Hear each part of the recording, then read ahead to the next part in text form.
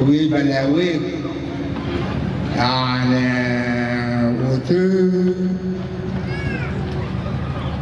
مؤتمر بيت بنياتن يا كوميونتي ليدر سنة 2004 هنا بنيات ياتن كورالي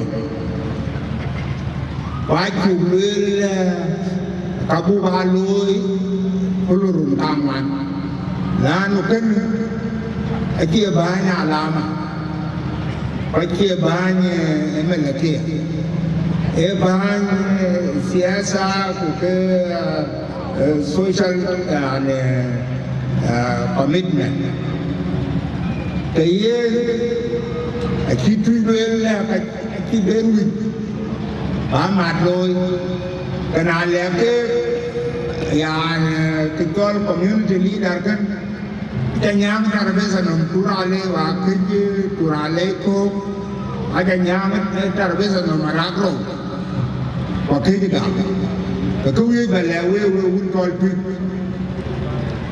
ke un ke jang le kalu to ke ja alwe le ke community leader ren bi alwe ke community leader ke mu chi tui ware kin le yindi ko wi balewe we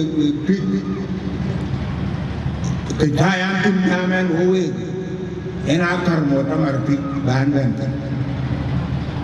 Muktamar pik tok lui bahan dia bahkan bahan dia.